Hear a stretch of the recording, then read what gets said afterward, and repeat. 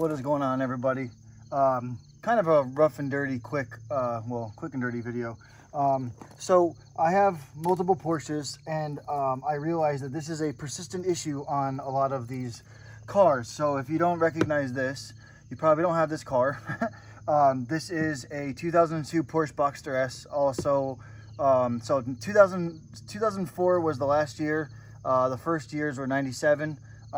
Same or similar mechanisms on all the 911s and Boxsters from 97 to 2004. We're gonna take this apart. Don't do everything that I do. This car's getting gutted. I just need the motor. My other motor went. So I'm gonna start by taking the door card off. I'd recommend don't use a screwdriver on this. This isn't metal, it's plastic. I would recommend using maybe like a plastic trim removal tool. So this is a common problem on the cars. This right here, typically one of these breaks, see that right there? The spring is so powerful that it snaps one of the little loops that holds this mechanism. I'm gonna show you how to fix this. I actually took the other door card off. So this is gray leather with gray stitching. This is an S, so it's got the silver trim and the silver handles. I took the other door off, and I was like, maybe I can fix this. And sure enough, I took the other door card off, and the spring works perfectly. So we are going to take this door card off. I'm gonna kind of show you. So this just kind of pops out. So that's the airbag little symbol. And there's supposed to be a screw back here. It looks like somebody marred it off with a screwdriver. There's a metal aluminum retainer in there. Another one to take off is this right here. This is a push fitting. Typically pull this down and start peeling away at the top of this trim and pull it right off. This is where the door lock mechanisms and everything are. So this is the trim shroud that goes on there. So there's supposed to be a screw in here. If you lift this up, there's supposed to be another screw in the middle of the felt lining of the pocket in here. That's two. There's another big Torx head one here, and there's a hidden one under here, which I never would have found unless I didn't watch a video. So I'm going to use another flathead. I'd recommend not using this. Like I said, it does come off pretty easily. It's literally just a plastic clip. Never would have thought that was, it was actually supposed to be that color silver, but it's worn off because that's where people rest their arms. So that comes off. There's the same I think it's a T30. It's a pretty large size Torx bit. I just used the flathead first to get the the trim pieces off.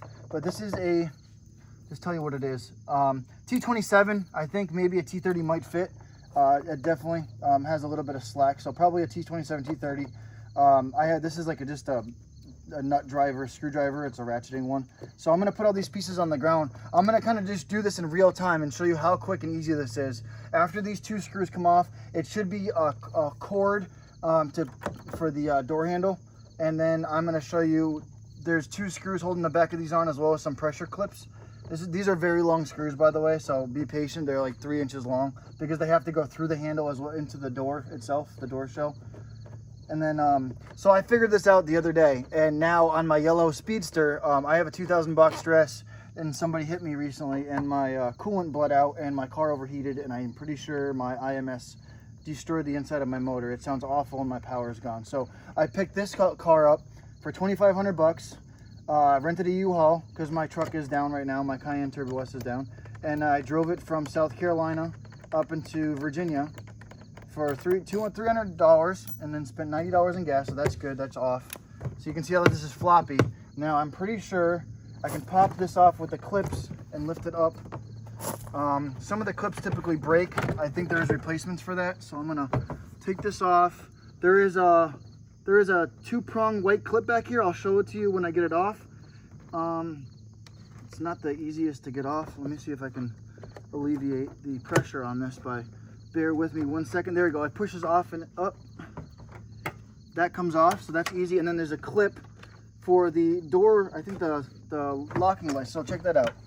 Pretty simple. It comes off really fast. You're gonna wanna push, right here, this plastic little clip is the door release, the catch. You're gonna push the two clips and slide it out and then up, and then the little hook comes out of here. And then you're gonna want to do the two electronic plugs there if you have them. You can see these clips. Most of them are intact. Some of them are bent. So there's 9 of them, and 1 is broken on this one. I actually broke 2 on the other one, so 4 out of the 9 are broken. So we're gonna take this apart now. This literally took, what, 3 or 4 minutes? You're gonna take these off. These are a smaller Torx bit. I apologize, I'm really close. I didn't really want to keep moving the camera and have to edit all of it. I just figured I'd do it in real time to show you just how easy this is. I have the drill ready and the drill bit. You're going to need a 1/16 inch drill bit. We're going to take these off. There's 4 of these. I'll tell you what the Torx head is. 220s. 4 of these, and then there's 2 little pressure clips here. So I was taking the door card off because some guy had messaged me saying I have my car listed for, I'm parting it out. It's literally the complete car is up for grabs except for the engine.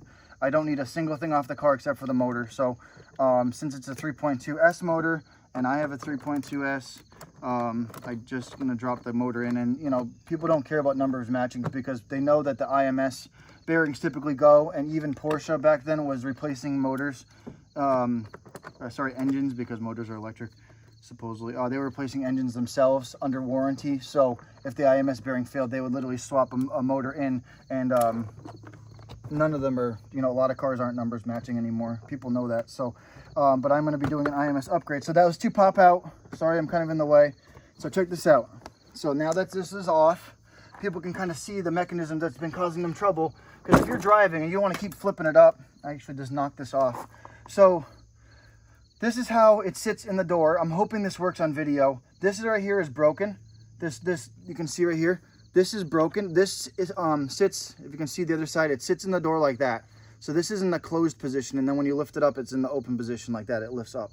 So it catches itself in there. This is the spring, and there's a hole here, and you can see that there's a little tiny hole where the spring goes, and typically, let me see if it's broken through.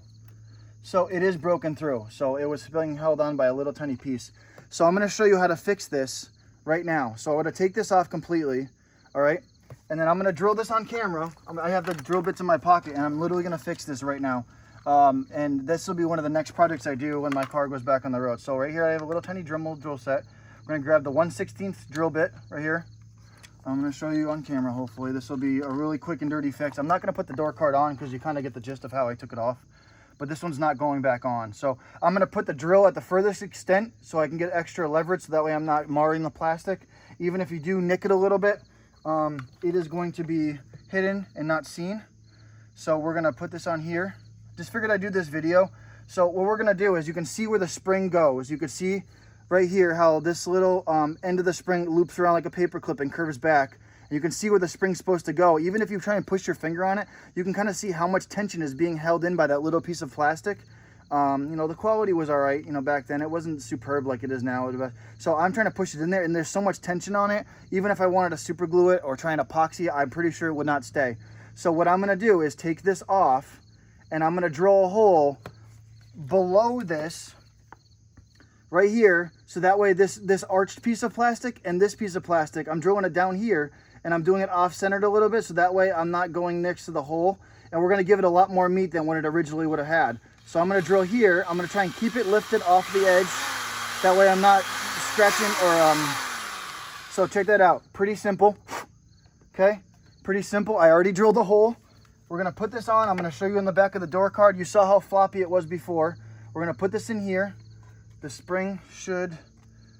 Oh, sorry, I think I did that backwards. There we go. So we're going to put the spring in first, because that's the part that's got the most tension. And it should be pretty cool from here. Then we're going to kind of finagle that and slide that around. It does seem kind of, just wait for it. See how it already stays.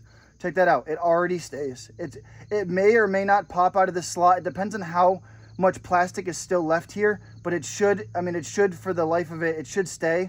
I know that on the other piece that I had, this plastic was it was broken here, like it popped out, but there was still enough to hold it here. What you could do is, if you don't have enough, you could put a little bit of fiberglass or something here to kind of block it. I'd recommend doing that, because as of right now, you can see the tension holds it in place without popping out, but if you're driving, it still may or may not pop out.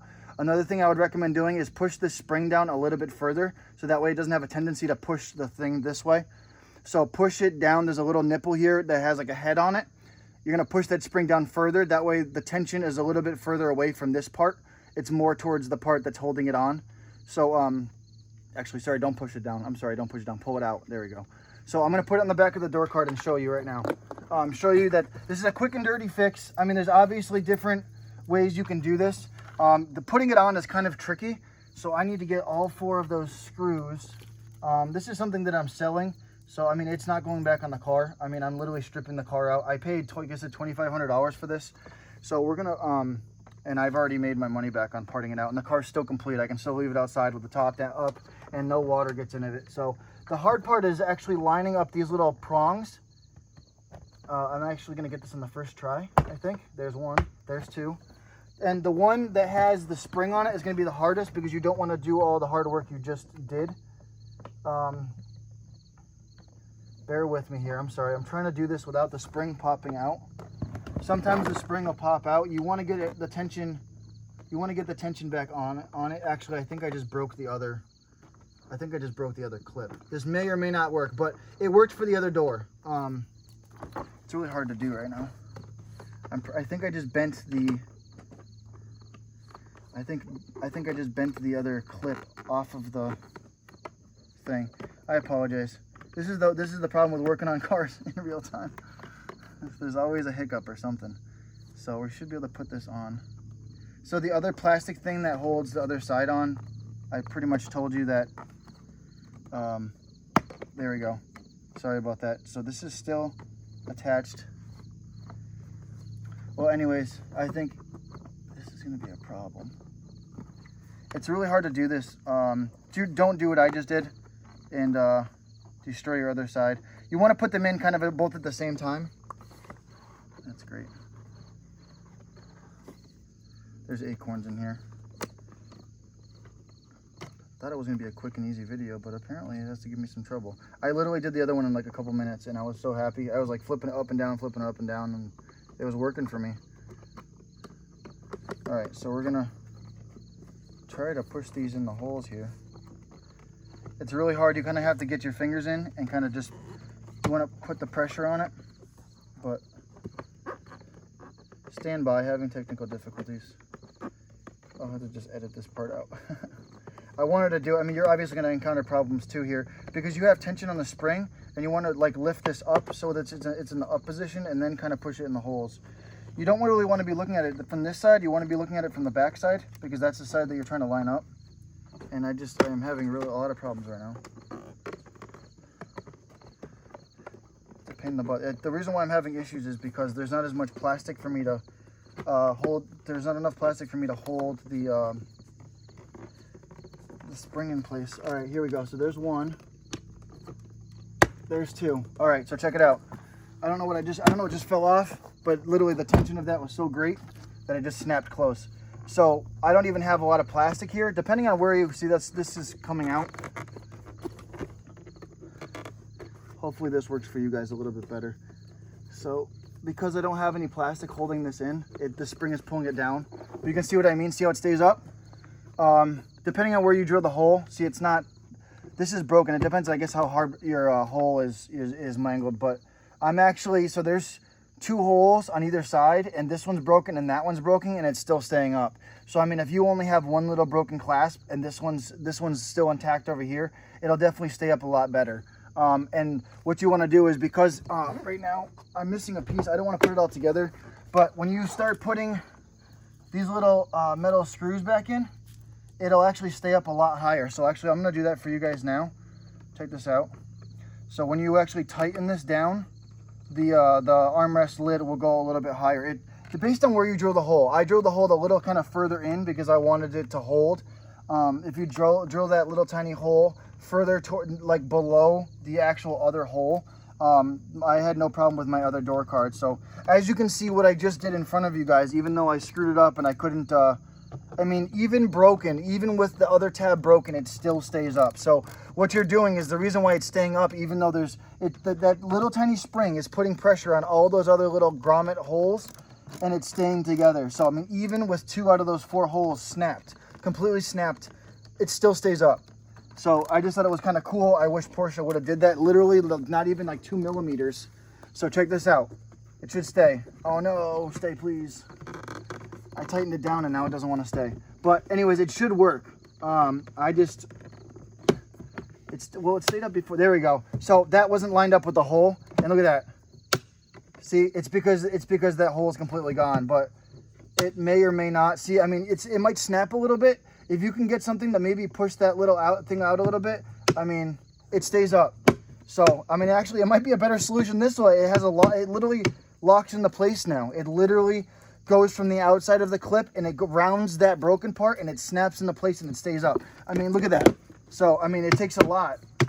There we go. So it stays up now. You can get your hands in here while you're driving. I did have to get this piece out and put it back because I want to put it back together. Hopefully this guy's helped a little bit. I know I had a bunch of issues on here, but I mean, this is definitely a better solution than buying another one of these, looking for the spring that might have popped off across the car, trying to replace all this with super glue. I mean, right now, I'm still this is being held on. There's 2 holes on either side, 1, 2, 3, 4. And actually one of these grommets fell off. That's what I was talking about. There's no grommet on this side. That hole's broken. There's 2 grommets here, 1 on each side here, and that's broken. And I re-drilled the hole and it's still staying up. So it's missing a grommet. 2 of these are broken, and that little drilled hole with that spring is still keeping this up.